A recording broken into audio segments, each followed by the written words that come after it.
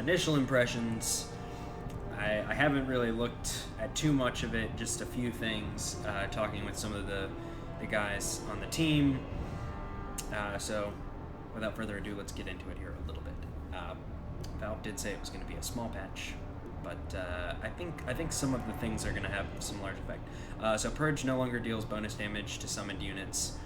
I don't think that's going to be a huge deal. I'm trying to think of anything that might affect a huge amount, but nothing's really coming to mind. That just could be me and my ignorance. Siege creeps now behave like normal lane creeps for spell targeting rules, and they now have 80% magic resistance. I actually really like this change. It's always been super frustrating to me if I'm farming a lane really quickly with somebody that's got like a Zeus, like with his arc lightning or something. It's been annoying to have to sit there and right click with a slow right clicker to get that siege creep. So now they will be targetable by spells, and they have 80% magic resistance. A little bit of change to the ancients. I like the Thunderhide buffs. These are obviously going to affect Chen, and then the Ancient Dragon Camp units now have 2 less armor is going to help with farming. Fix the following passive abilities not being disabled by Break: Nether Toxin, Tidebringer, Essence Aura, Hunter in the Night, Poison Sting, and neutral ability passives. So I'm trying to think of the items that apply Break. Just thinking about it right off the bat, being able to disable Hunter in the Night would be super awesome. At least, thinking about myself in pubs, and then Poison Sting as well. That would just be awesome right before you engage in a team fight. I don't remember if Shadow Blade applies Break, or Silver Edge applies Break, or if it applies Mute. But either way, being able to disable those abilities like right before a huge team fight, or if you're in the middle of some type of gank, being able to take out that Night Stalker during first night, I think that's a cool change. We'll see what happens. So now we're going to move on to the heroes. First, Abaddon, the Mistcoil cooldown reduced from 5 to 4.5. Not a huge change, but, Borrowed Time Aghanim Scepter damage redirection increased from 35% to 50%. I think this change could have some effect. I haven't really seen a lot of Abaddon recently in competitive games, and then obviously getting an Aghanim Scepter is a huge deal within a game. I mean, 4,200 gold is nothing to scoff at. But that ability to take in damage that's going to friendly units nearby, I forget what the radius is, but 50% of the incoming damage, like that could be huge. Like that could make Abaddon like an amazing support if he can get that Ags. And obviously, kind of skipping down to the next one a little bit, on Alchemist, they increased the damage for Acid Spray, and they've increased the bounty for Grieval's Greed on a bounty rune. So they're slowly trying to slip Alchemist back into the metagame, I think, a little bit. That's kind of what it looks like. He was kind of down, dead, and out for the most part, for what I had seen. But if Alchemist can put the Ags on Abaddon, I think Abaddon could just end up being this super support, absorbing damage for the team when his ult pops. Like, he could carry Guardian Greaves and things like that. Like, it'd just be crazy. Ancient Apparition, Cold Feet cast range increased from 700, and so they're scaling it out, and it's going to end at 1,000. I think that could be kind of cool. 700's already a pretty good range.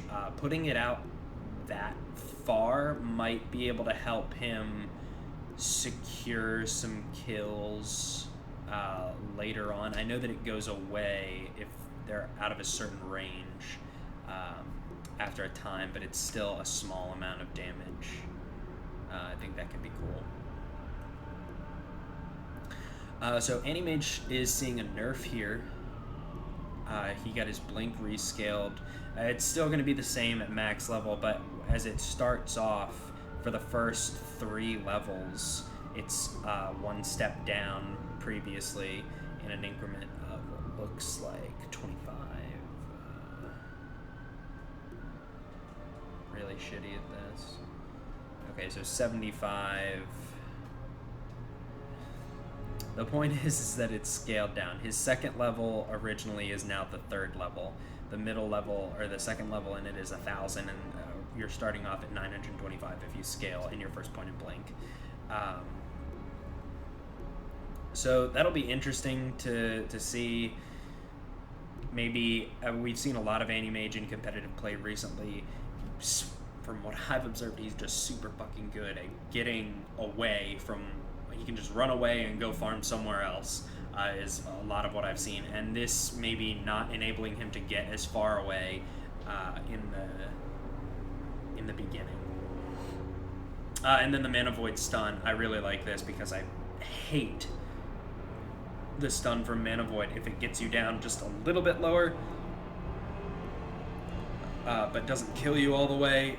This provides you, I guess, or affords you some chance to get away. It's been rescaled, being a max level at 0.3 to 0.15. It's not the biggest difference in the world, but I think that some difference can be seen. Changes to Bane. Enfeeble cooldown reduced from 10 to 8. That's an okay change. Brain Sap mana cost reduced. I like that. Brain Sap's a really good spell, especially in the early game in the laning phase for regaining health after a small skirmish or just to pester the enemy laner. I really like that they've reduced the cost in the beginning and overall, actually. So you can get 2 points in Brain Sap and have it be like the old level 1. I really like that a lot. And even your 3rd point in Brain Sap is still only 5 more than the previous level 2. Fixed Fiend scripts, sometimes not granting True Sight over the target properly. Okay, that's just a bug fix. Okay, Batrider. Flame Break, damaged hero over time reduced from 50 per second. Okay, so it's going to scale, and it does a little less. And then Flame Break damage duration is increased. I think by nerfing one and buffing the other by quite a lot in the damage duration increased, it looks like you're going to get more damage.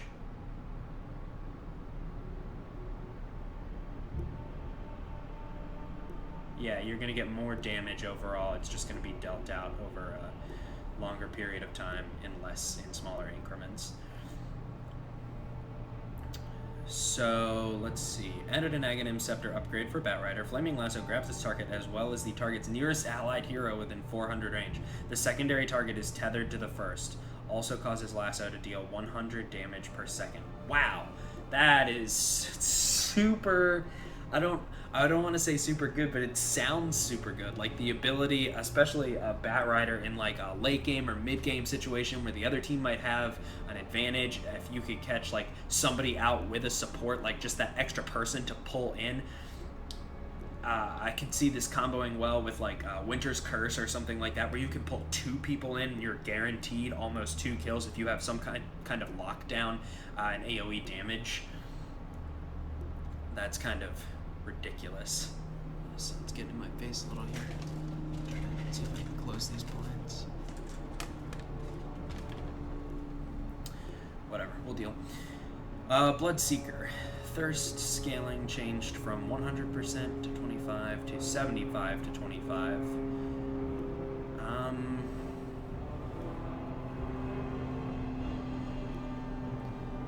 I'm not quite sure how this works.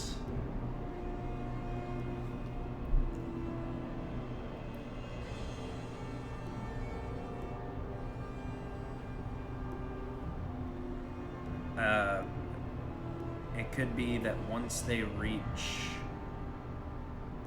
the threshold for thirst? Are they visible until they go back up to a certain percent? That could be it. Blood rage heal has been reduced. I like that, the reduction, so that it scales. That way it's not as powerful in the early game. Make him work a little bit. Okay, Bounty Hunter. Track now provides vision only of the target rather than the area around it. That's an interesting change. I don't really know if... Oh, there it is. The allied bonus gold has been reduced. Not by a whole lot, but maybe enough. I think that's what they're trying to get at. We saw some huge gold swings when Bounty Hunter was picked up in some of the more recent tournaments. And, I mean, the vision was incredibly helpful with track, but I don't think that's too big of a nerf.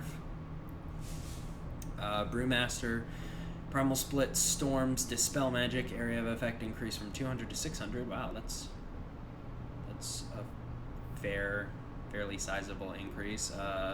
Storm's Dispel Magic cooldown has been reduced, and Hurl Boulder cooldown reduced from 7 to 5 seconds. That could be problematic dealing with Brewmaster.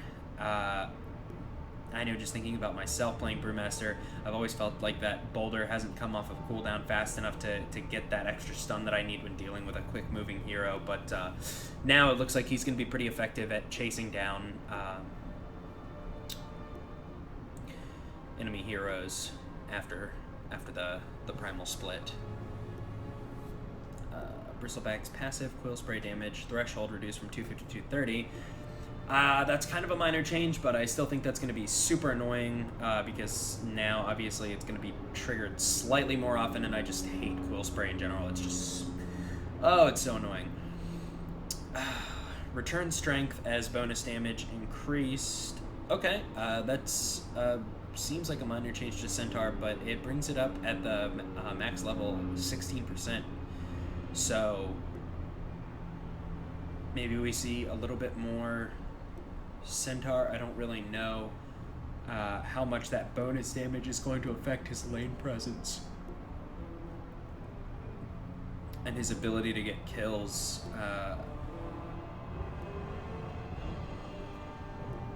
I don't think it will affect him enough to make him broken.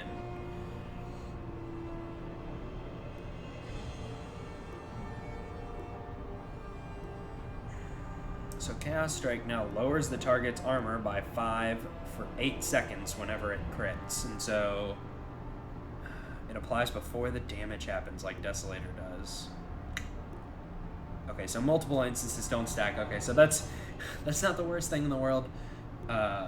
Because if he got you in with a bunch of his illusions and all of a sudden they all start critting and you're getting, you know, into the negative, like, 30 armor range, that would just be stupid.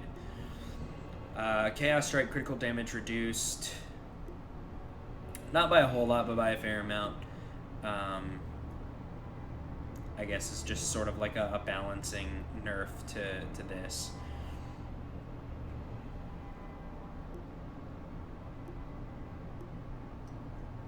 Penitent's slow damage amplification is increased, not by a whole lot. These seem to be just sort of small tweaks. Test of Faith's, the mana cost is reduced, and it's going to scale now, and it's going to be significantly lower than before. I like that. And then its cooldown has been reduced.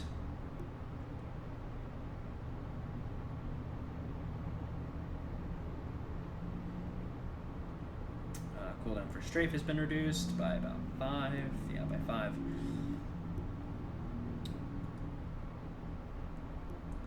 Crystal Nova, cooldown reduced from 15 to 13. I like that. I'm a big Crystal Maiden player. Darkseer base intelligence reduced by 2. That's going to affect his mana pool in the early game. It's probably going to maybe increase a need for some type of stat boosting item early. Might change his very early game build. Overall, I don't see that affecting a huge amount, I could be wrong. I could be stupid. Let's see. Dazzle, Poison Touch, mana cost reduced. Down to just straight 100. It's not going to scale up anymore. That's kind of nice. So you're probably always going to have mana to cast a Poison Touch, which is just going to increase Dazzle's effectiveness as support.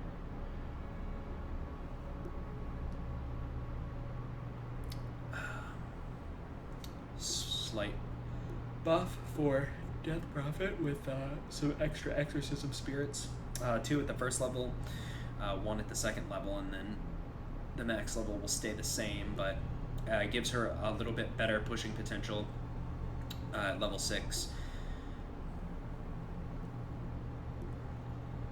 So that's kind of nice.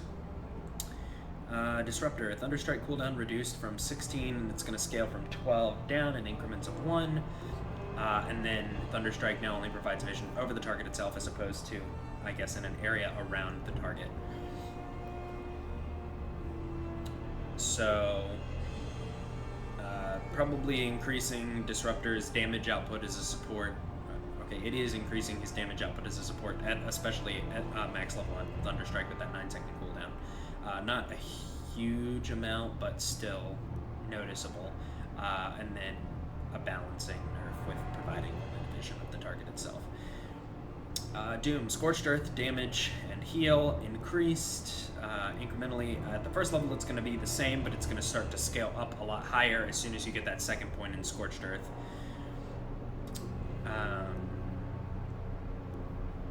Seems pretty minor, and then level death, his cooldown has been reduced by 1 second. I don't see that being a huge change either.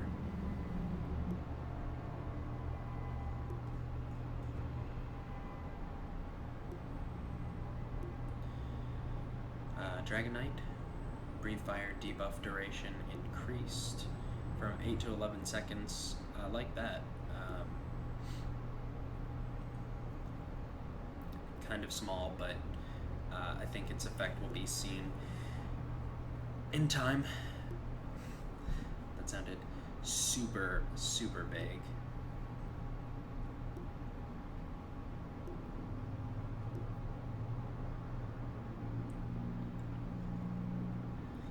Draw Ranger, Precision Aura bonus damage increased. It's going to scale up. It looks like it increases by 2 at every level. It does. And then Precision Aura cooldown reduced by 20. I am not good enough at math to think about how significant a change this is going to be, but I can only assume that it's going to affect Drow Ranger in a positive way, increase her damage output by a good amount.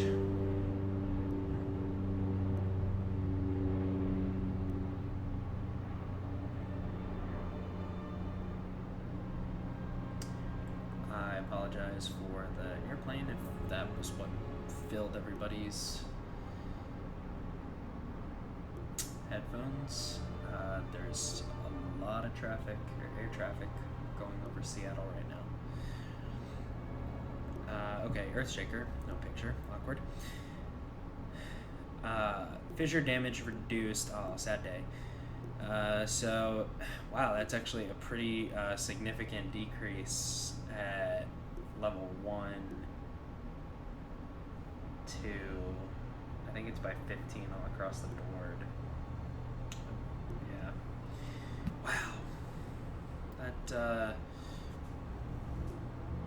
That sucks.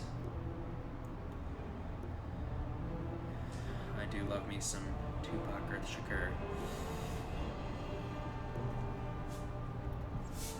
So I guess that's just going to decrease the ability of one of the better stun spells, in my opinion. I guess it's going to force him to be more of a utility as opposed to being able to... He's just not going to be able to count on that 15 damage.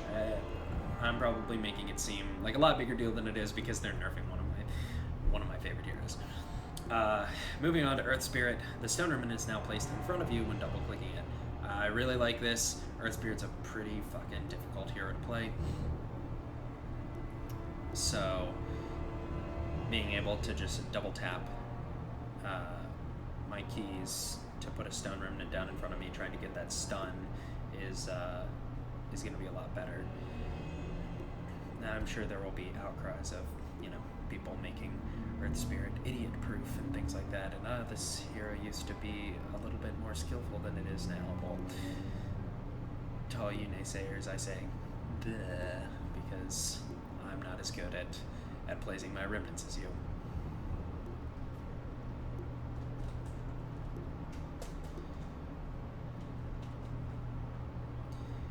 Elder Titan. Echo Stomp area of effect increased from 475 to 500. That's a fairly good size increase on the AoE.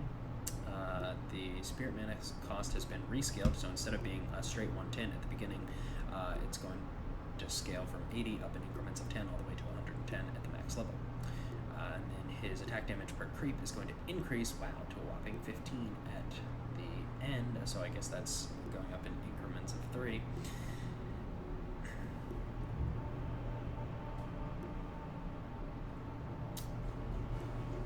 That's pretty good. I'd like to see a little bit more Elder Titan now that I've heard all kinds of things about him being such a favored hero in old Chinese Dota, and being able to see him played well is really, really cool. So, small size increase to Echo Stomp's AoE.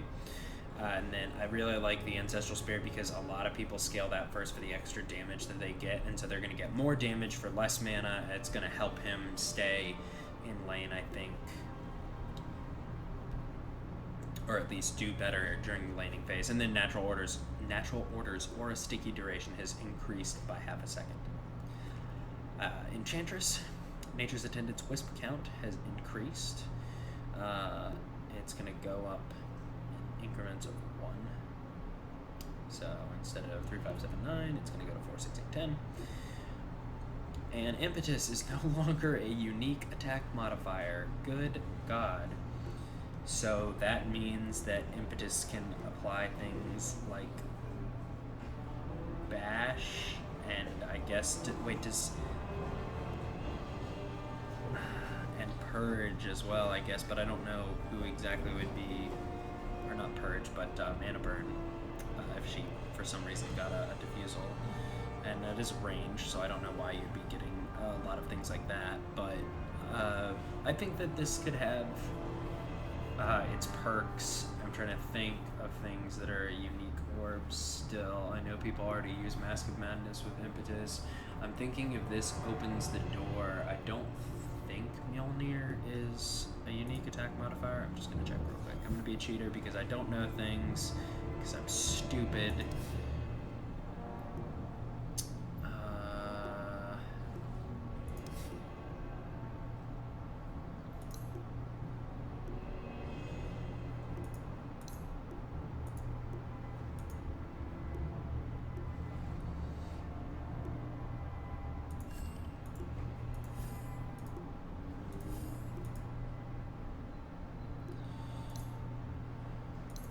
Super bad. I can't find the items, guys. Okay, well,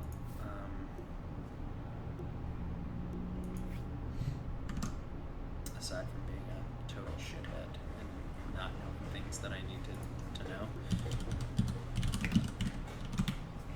we're just gonna do this real quick, because I'm bad.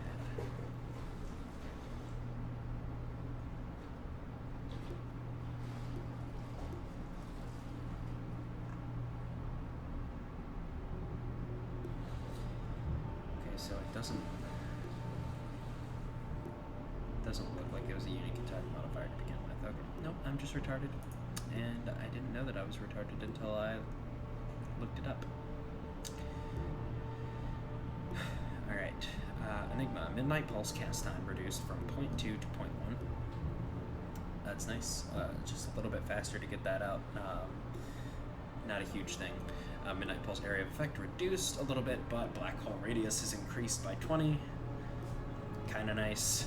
Playing Enigma recently, I've been missing some people on the edge. Maybe this will affect that, in my ability to not suck at hitting black holes. Gyrocopter rocket barrage damage per rocket reduced. Let's got a little tooltip here. So the total damage has been reduced by about 30 is what it looks like. Yep, at all levels.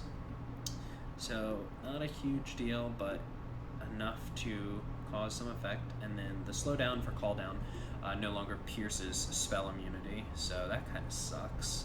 So yeah, call down is magical, so if they have some type of spell immunity on, then it's going to it's not going to be able to slow them either, so it's not going to do damage or slow, so it's basically useless against them. And then maybe that works with repel Omni-Knight as well. It may just be casting spells. I don't know, I'm stupid. Huskar, Berserker's Blood, magic resistance per stack reduced from, it looks like it's going down by 1. Invoker, intelligence growth increased from 3.2 to 4.0. Wow, that's a lot of intelligence. And then his alacrity, speed, and damage bonus is increased from 20 to 80 to 30 to 90. So while not as significant on its own, but with this, the intelligence growth increase, we might see a lot of Wex Exhort and Quas Wex. Okay, there's who plays anything other than that. God. I think we'll see some more Invoker now. That damage plus that ability to get bonus damage and alacrity speed is going to help. Aghanim Scepter now adds 1 level to the stats provided by Quas Wex and Exhort on all invoked spells. Really like that. I think that that's going to be a subtle but powerful buff once you get that Ag Scepter upgrade.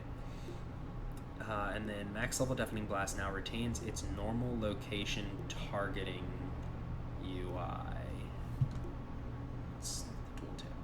Rather than it being changed to a no target cast at a certain level, this does not affect how the ability itself works. Okay.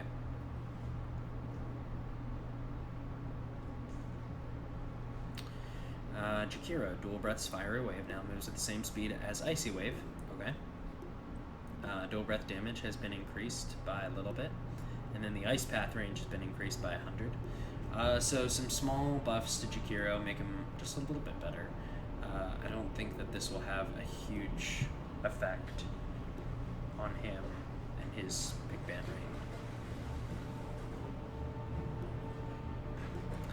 rate. Let's see. Blade Fury damage increased. Looks like in increments of 5, 10, and 15 once you hit the second point.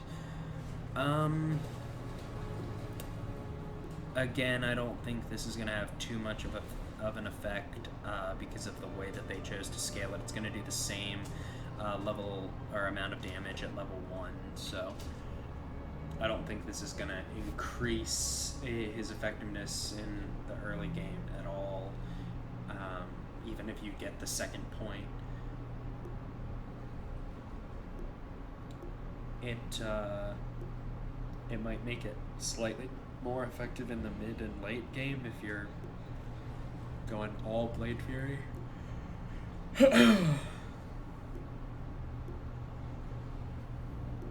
Coddle's Chakra Magic spell cooldown reduction increased by 1 point in every level. That's pretty cool.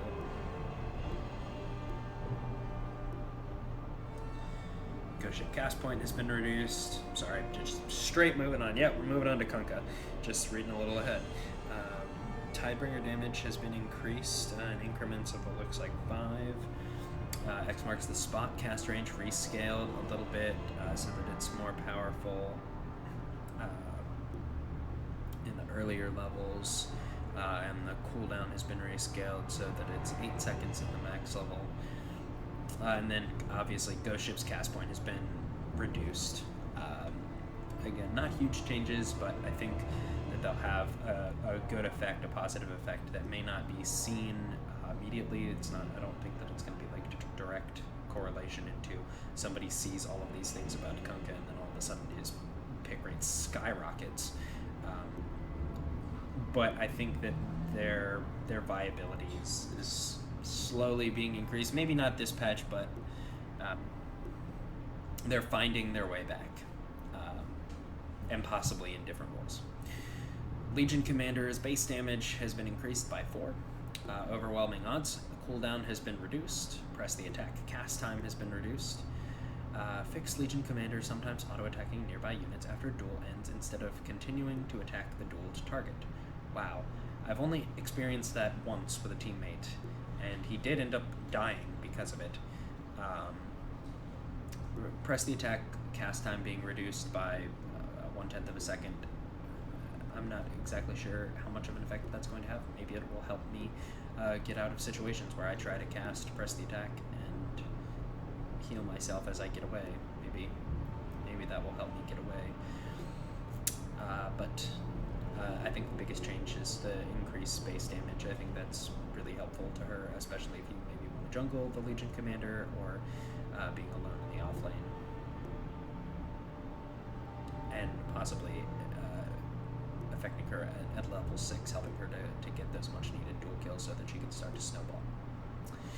Leshrac, as if this hero needed any kind of buff. It gets his base damage. Oh, base damage reduced. Oh, goodness. I was just thinking about Legion Commander's base damage increase, so it just automatically read increased. Okay, so Leshrac, expected nerfs. Base damage has been reduced by 4. His Lightning Storm jump distance has reduced by a significant amount, and then the damage has been reduced by, it looks like, 60 at max level. So that's good. The Lightning Storm, this slow, plus the damage was a little bit ridiculous in the mid lane, so obviously I think people expected to see these buffs incoming. I think that it might propel Leshrac into a really highly picked hero, because I don't think that this entirely decreases his effectiveness in playing in the mid lane or in the game too much. I think that it might just knock him down from first pick, first ban status. I think that he can still see play easily. Lich Sacrifice no longer splits XP with enemies, so that's cool. I think maybe we'd see Lich come back as a support if it's going to give your lane XP bonus. Definitely something that you would like to have. Then let's see, Chain Frost projectile speed has increased, and the attack speed slow has increased to match the move speed slow. That's cool. I like to see that. The sacrifice no longer splitting XP with enemies is probably the biggest thing that I take away from this as a support player, because that's going to allow me to give my carrier, whoever my laning partner, a fairly, I wouldn't say sizable, it's a decent advantage for whoever I'm supporting in my lane. Lifestealer's rage cooldown has been reduced to 16 seconds. Infest and Control can now be used on Ancient Creeps. That's super cool. I haven't seen Lifestealer used too much as a carry. I think I've seen him once in competitive play, but I don't quote me on that. The Infest and Control being able to be used on Ancient Creeps, because he's level 6, I really don't know what implications that could have on his presence in the game. I'm just thinking about his abilities. He's melee. You don't see too many melee supports, but I think that could be cool, especially since the buffs of the Ancient Creeps that was up at the top of the page, being able to have that as Lifestealer at level 6, like be able to get that 15% attack. So maybe somewhere in between supporting carry Lifestealer, maybe not like the hard carry, but maybe he's like, I don't know. I'm just drooling over the possibilities. I think the Control was one of the coolest things that they added into the game for that hero, and so I'm glad to see that it's able to be used on agents. Oh my goodness, Lena receives nothing but nerfs this game, or this patch, excuse me. Light Strike, hooray, damage reduced pretty sizably. And then Laguna Blade damage has been reduced by, looks like 100 at the max level, only 15 at the middle level, and it stays the same at level 6. So Lena's going to be pretty effective in the early game still with her Laguna Blade. And then the Light Strike array damage. It's looking at those numbers now, like that's a huge amount of damage for her AoE stun. I like the drop back down to 80. It's a little, that's nice. I like that. It's just gonna make her rely on casting this for stun only as opposed to damage, or for Fiery Soul.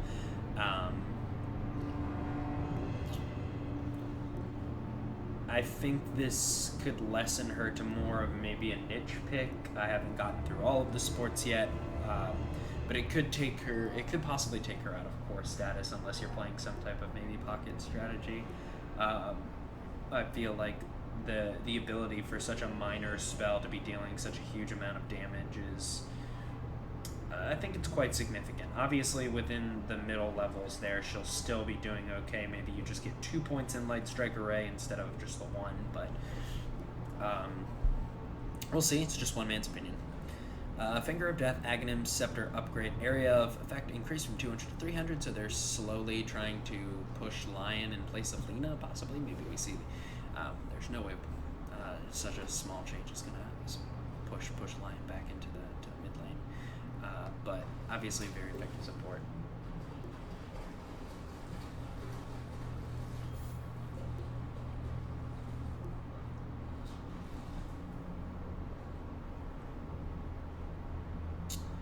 Let's see, Lone Druid, Summon Spirit Bear cooldown reduced from 180, scaling down to 120, just to straight 120. That's really great.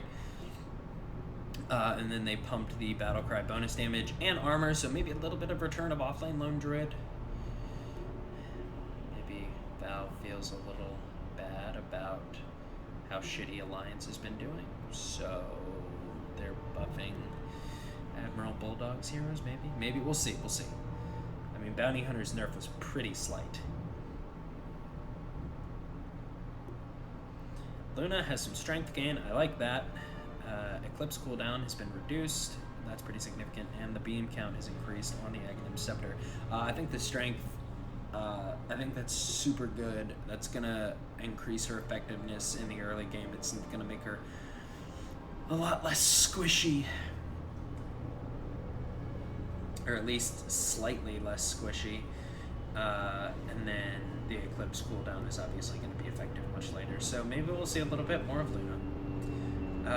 Lycan, strength gain increased ever so slightly, and then the shape shift critical strike chance is increased. It's going to scale up to 40 instead of just being a base of 30. Magnus, empower cooldown reduced from 12 to 8. Medusa, Mystic Snake, damage and mana steal boost per jump increase from 25 to 35%. A 10% increase is nothing to scoff at. But I don't think that affects her status in the current meta.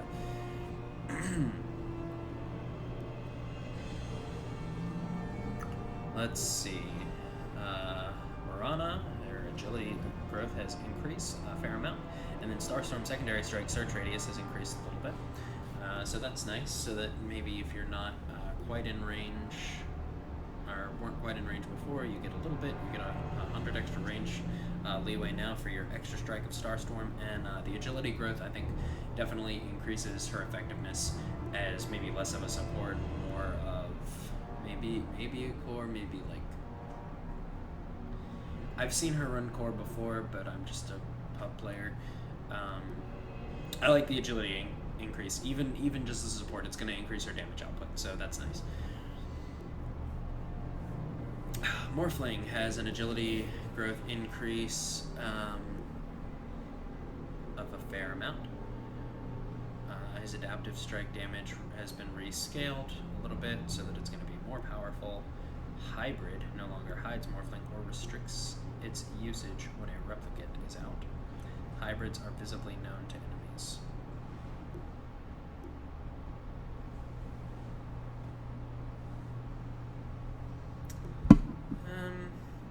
exactly know how I feel about that.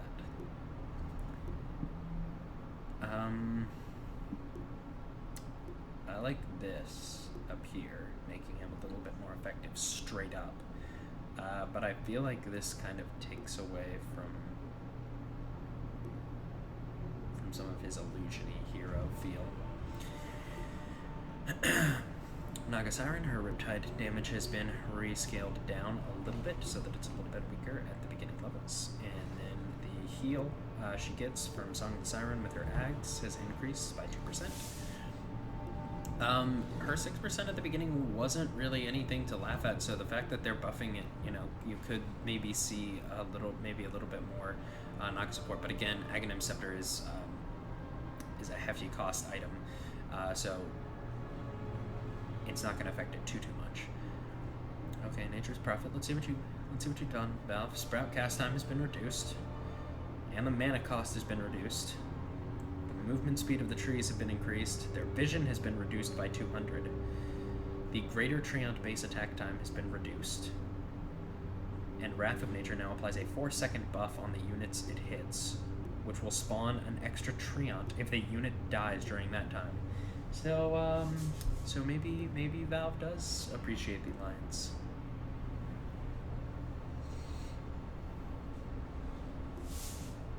That's 2 of Bulldog's heroes. This one has received a pretty good buff. Again, I don't know how it will affect their standing in the current meta. I'm not an expert, I'm just giving some impressions. Necrophos, the Death Pulse damage has increased by a pretty significant amount. I like that. Heartstopper Aura no longer affects Ancient Creeps, so no more Necro Ancients. Sadist health regen has increased by a little bit at the later levels, or just really at the max level. It's increased by 2. And then the mana regen has increased again by 2 at the max level.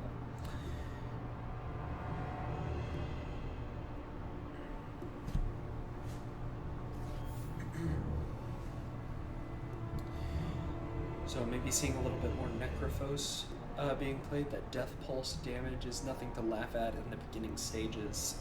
Could see him develop into quite a scary hero.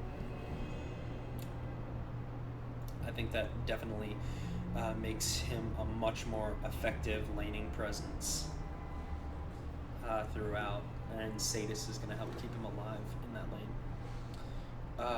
Let's see.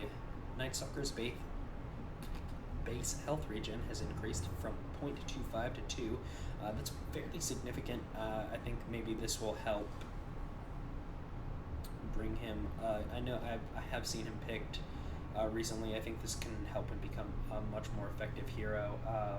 Again, being able to be that super scary hero that dives towers on the first night and things like that to get his kills. And I think that maybe this base regen will help him survive.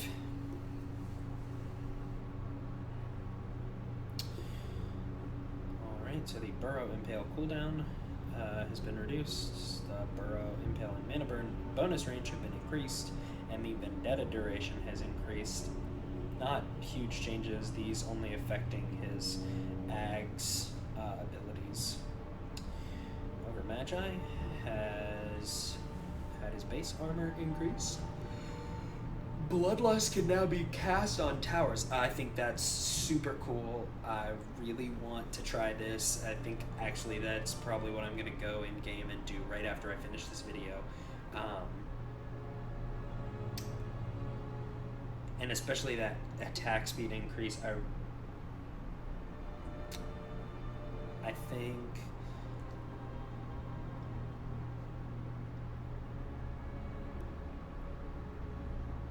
okay, multicast Bloodlust was not affecting spell immune allies, and now it's going to.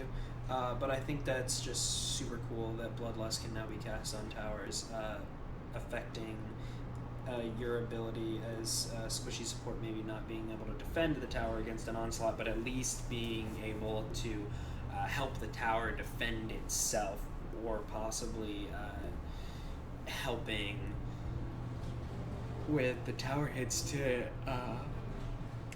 get your last hits in based on the tower damage.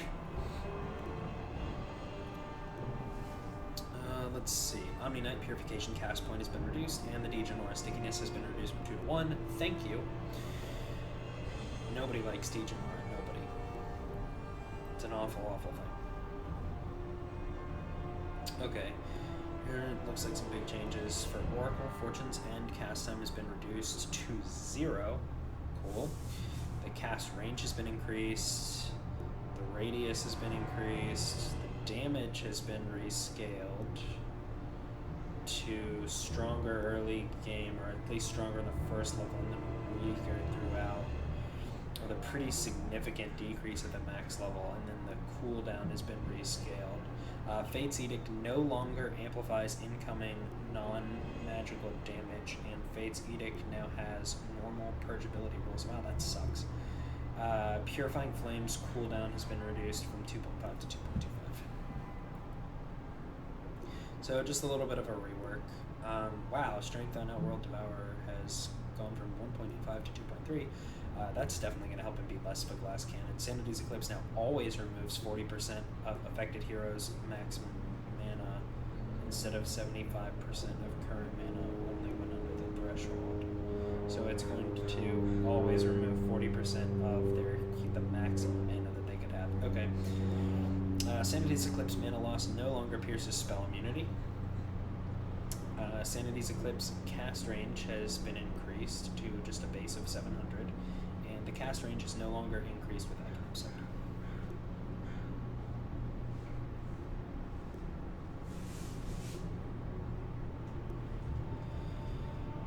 Stifling Dagger now applies your attacks on hit effects. Does not guarantee a proc if the effect is chance-based. That's kind of cool. Blur no longer has a 0.75 second delay. Oh god, Phantom Assassin is going to be like...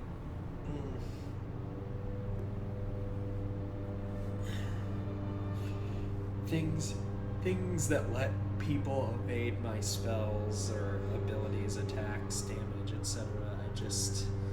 I don't like it so much because I'm not going to be playing Phantom Assassin every game.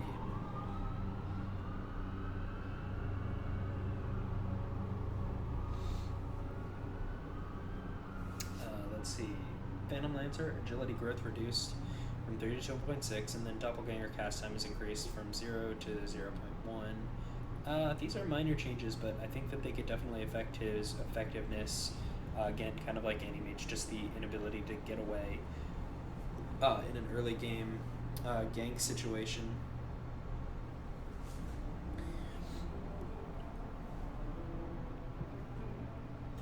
Let's see. Phoenix Sunray max health damage per second has increased. The heal per second is half of these values.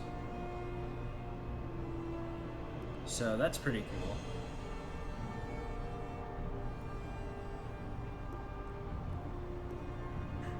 Just an interesting rework. Puck's illusory orb speed has increased a little bit. I like that. The travel distance has increased, so to keep the total duration of the orb alive is the same. The illusory orb has had a 1 second cooldown reduction, and then Dream Coil has been reduced from 85 seconds to 75 seconds in terms of cooldown. I like those things that are happening to Puck. They're not huge. It's not... I think it increases Puck's effectiveness in the mid lane a little bit, but not by a whole lot. This is just going to make it harder to dodge the illusory orb, maybe. I'm not entirely sure how much the 50 units is going to increase the speed to the eye. Let's see. Pudge had his rot damage rescaled so that it's going to be weaker in the early game in terms of damage until you hit that level 2, and then it's going to go up after that in terms of damage. But the move slow doesn't scale. It goes to 1 more than its previous max level, which is 27% move slow, which is kind of ridiculous for the early game. Like, if you get 2 points in rot, you're slowing at 27%, and you're dealing 60 damage per second. Like, that could be just super easy ganks. So maybe we see a little bit more Pudge. I don't exactly know. Again, I'm looking at these, just thinking about them in terms of the individual hero's ability in and of itself.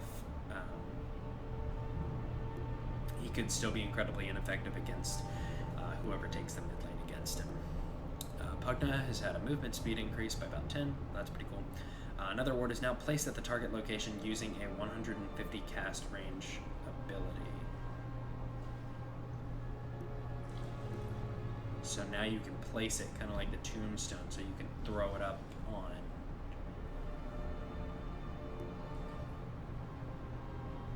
cliffs and stuff, so that it's harder to take down, I guess. The life drain damage steal per second is increased by a fair amount.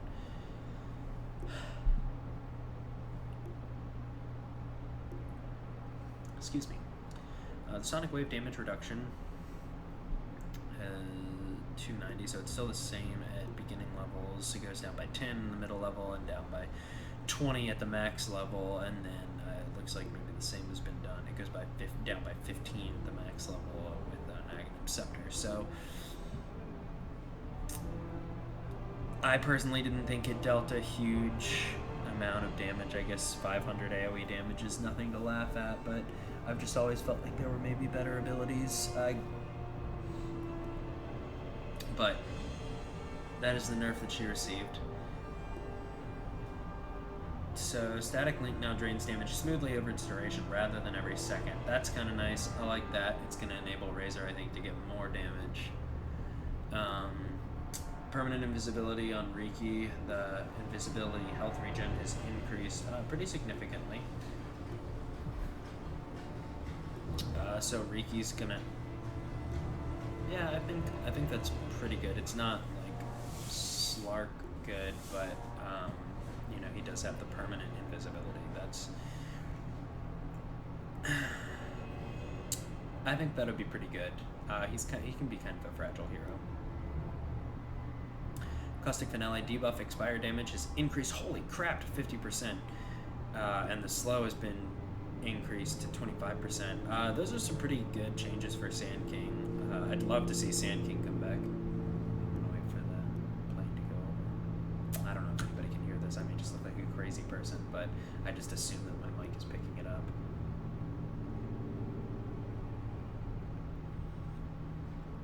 Shadow Demon, the Shadow Poison cooldown has been reduced from 2.75 to 2.5.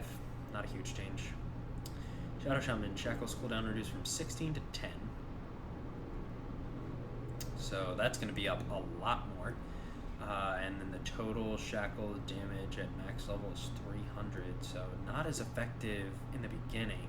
But once you hit that second level, you're getting a 20 damage increase. And at 300 at the max level, 100 damage at the max level increase from the previous is pretty significant. Shadow Shaman could be a much more effective hero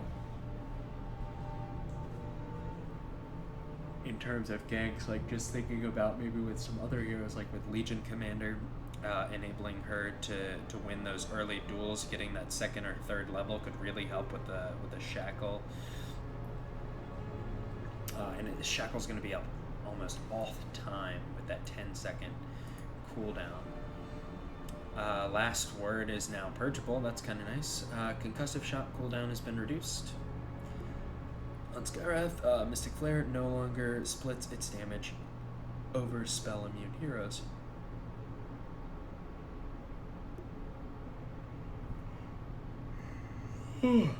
Excuse me. Slardar, Sprint now provides phased movement. That's super cool. The sprint cooldown has been reduced and its duration has been reduced. But that phase movement is definitely going to be really helpful in escaping and moving to somebody. The ability to sprint and then just run through all of the creeps to get it off. That's really, really nice. Shrapnel delay has been... The delay reduce is 0.2 seconds. Not huge. Desolate now works on non-hero units if they're alone. I like that.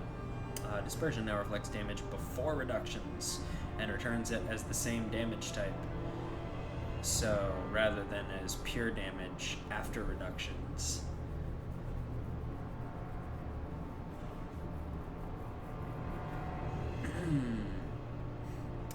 Greater Bash now uses pseudo random chance. We'll see how that works out.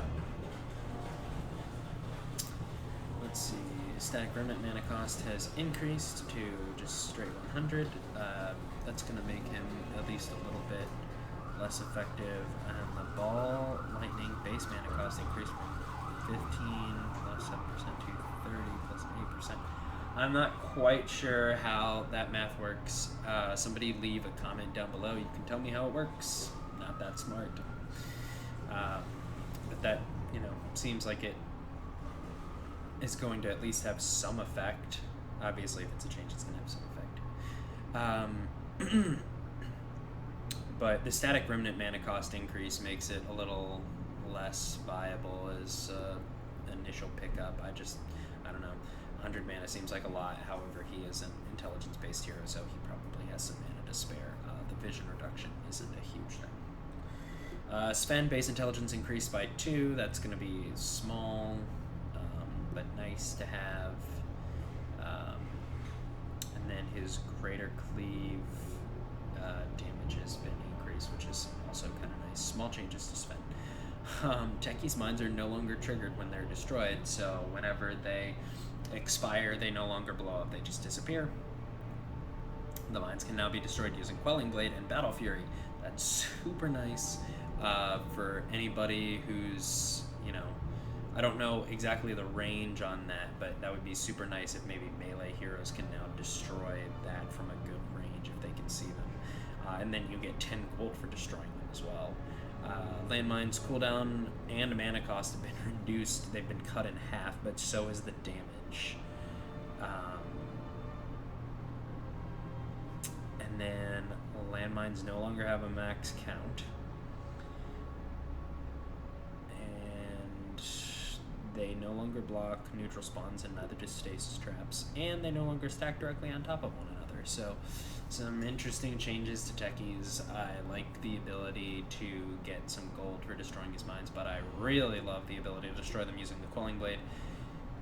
Same range as wards. Okay, 450. So that's at least a decent range. So you're going to be able to destroy them with melee heroes without, dying. Terror Blade's been removed from Captain's mode.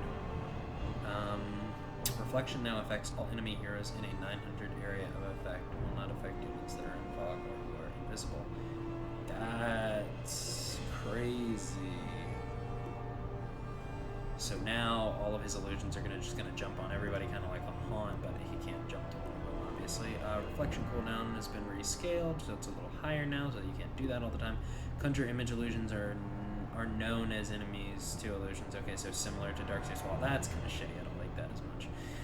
Conjure image cast points been reduced. Metamorphosis now emits a 900 range aura that affects his nearby illusions, causing them to match his current form. Holy crap.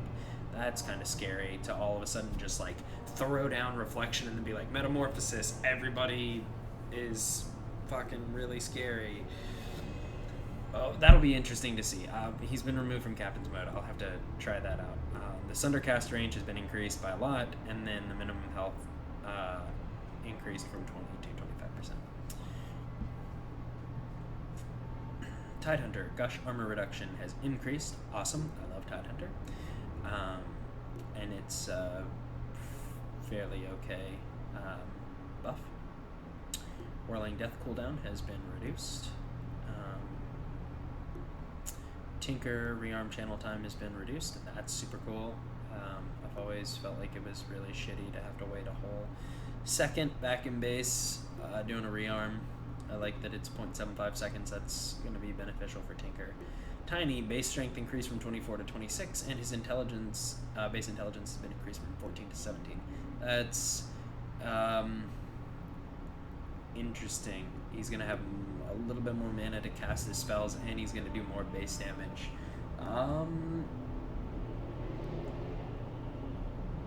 I don't know if that will affect how much he's seen or not, but that's definitely a pretty good buff for Tiny,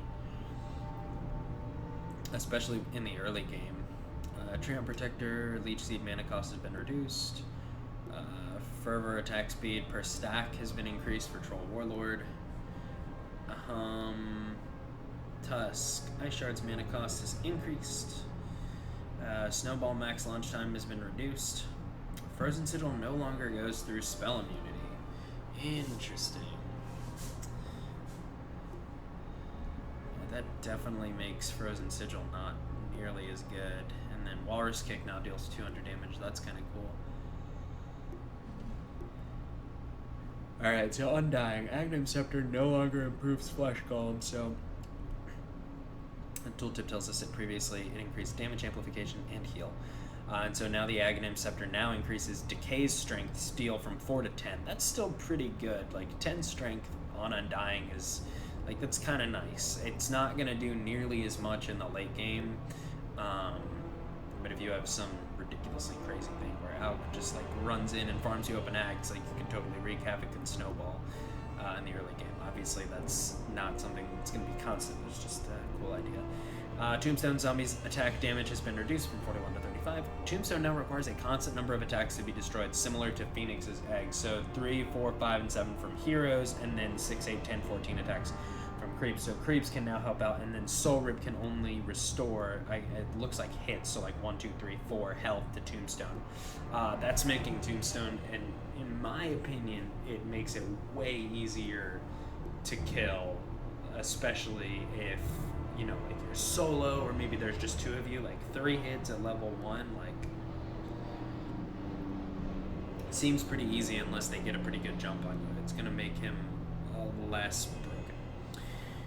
Ursa's strength gain has been reduced. Burst shot cooldown has been reduced. Enrage Fury Swipe's multiplier has been reduced, and Enrage cooldown has been reduced. So these are all kind of balancing changes.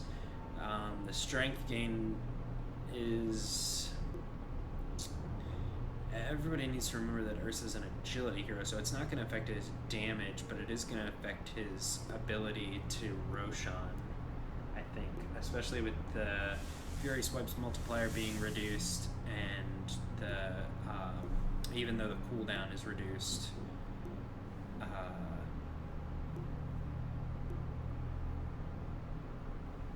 I think that will impact his ability to do Roshan a little bit.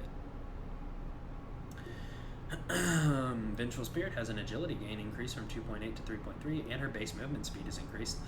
So I think that's going to make her, personally, I think that's going to push her into a more common support, especially with the damage increase and the base movement speed increase. I just love movement speed increases because I always want my heroes to go faster than they do.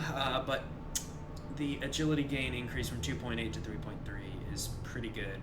It's going to increase her damage output in lane.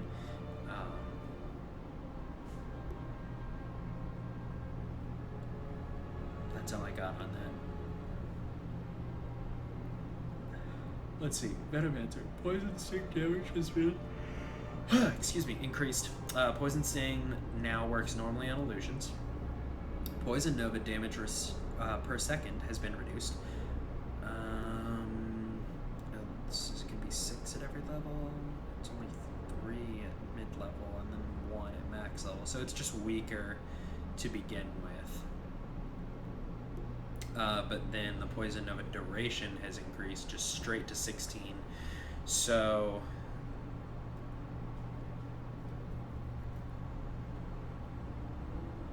overall, it looks like it's going to be a little bit of a buff, I think.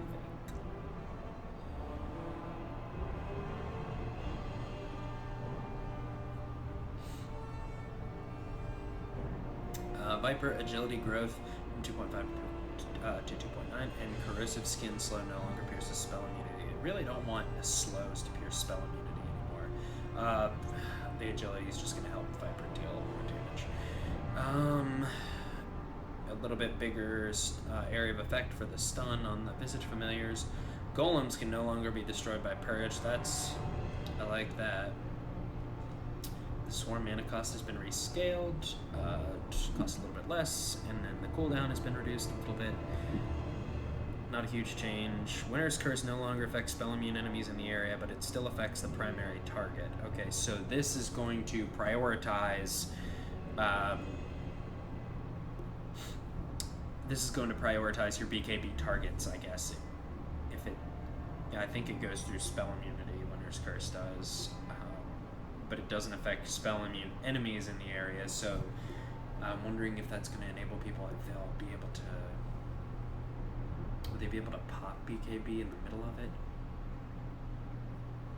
I just don't know all these things. But that's definitely going to make people prioritize targets with BKB.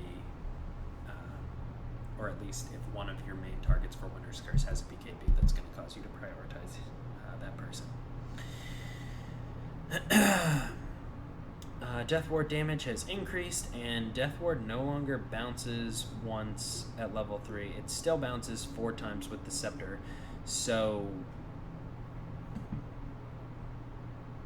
the Scepter now only adds bounces instead of damage, so you're doing more damage later with the Death Ward, but it's not bouncing.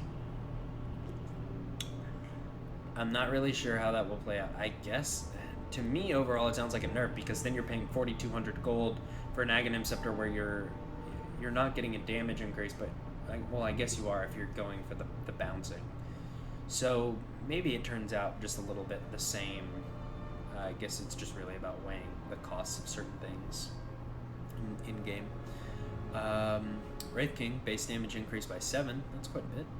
Vampiric Aura does not show the healing effect if Wraith King is in the Fog of War or is invisible to the enemy, so it's going to not reveal that Wraith King is around if you don't have some type of...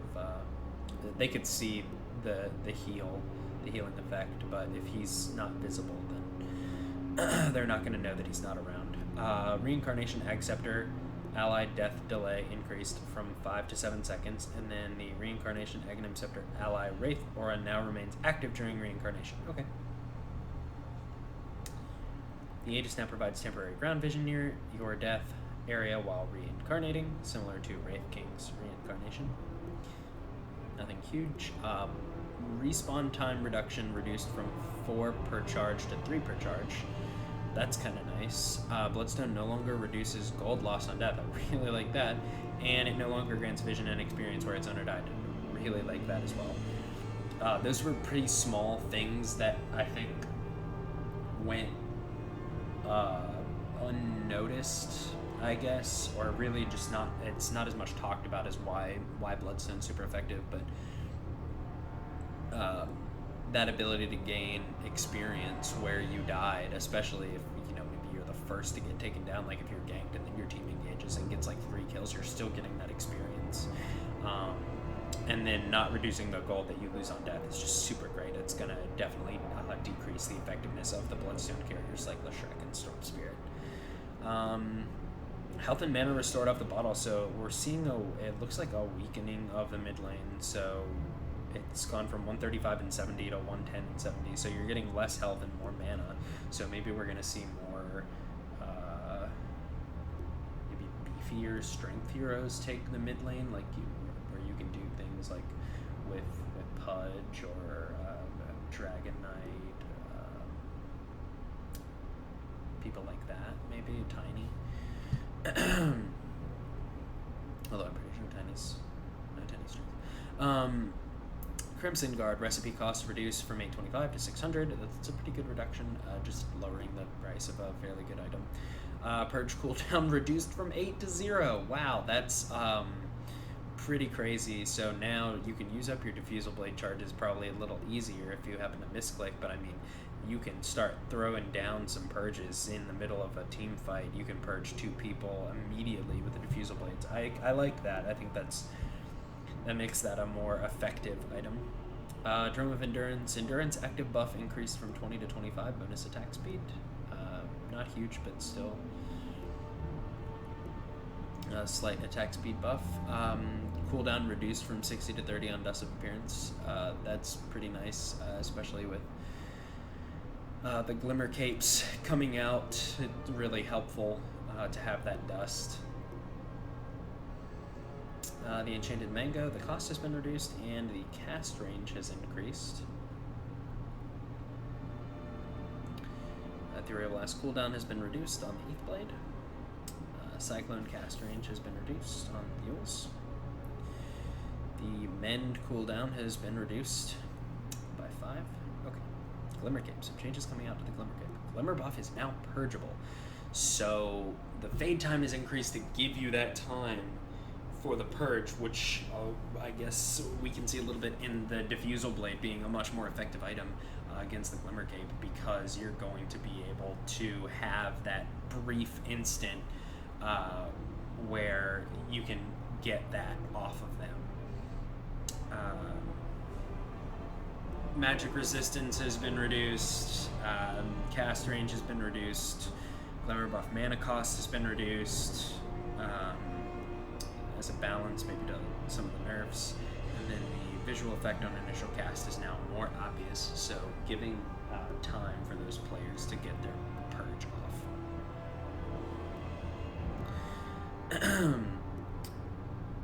Heart of Tarrasque, health restore per second, increase from 3.25 to 4%. That's pretty good. Heaven's Halberd can now be disassembled. I don't really see myself building a halberd only to disassemble it to possibly build a butterfly or into a Sanj and Yasha. But maybe there is a situation where you would want to do that, but so Heaven's Halberd can now be disassembled. Helm of the Dominator now sets the dominated unit's health to a minimum of 1400.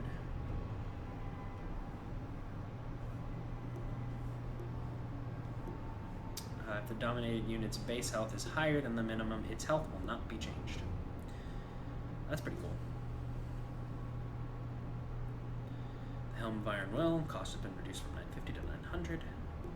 Echo Shell mana cost has been reduced from 100 to 75, and the cooldown has been reduced from 70 to 15. And get a little bit of a better item. It's not as expensive to use in terms of mana.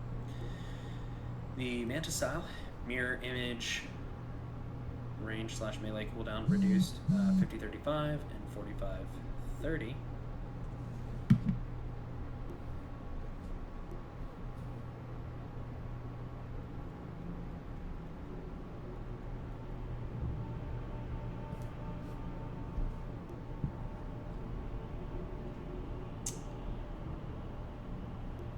And the Mirror Image mana cost has been reduced from 165 to 125.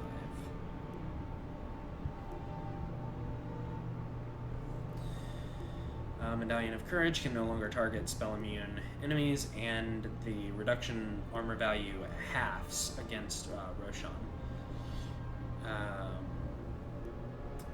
Solar Crest, evasion and mischance has been reduced from 30 to 25%.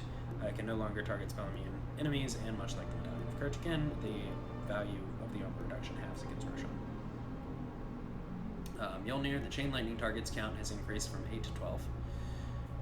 Moonshard no longer requires a recipe, that's nice. Necronomicon, Warrior and Archer health have been increased.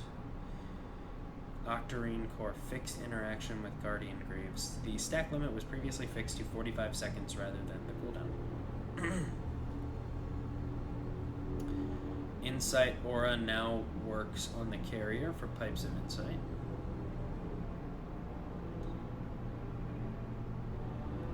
Phase Boots, phase duration reduced from 3.6 seconds to 2.5 seconds. And the bonus speed has increased from 16 to 24 for melee heroes and only 20% for ranged. So I guess now the phase boots kind of are doing a little bit more of what they're meant to do, which is just give you a brief burst of speed rather than for certain heroes affording them the ability to just sort of like Call of Duty style, like sprint. Okay, I'm out of sprint. Okay, sprint. Power Treads, the attack speed has been reduced from 30 to 25. Quelling Blade, the chop cooldown has been reduced by 1 second.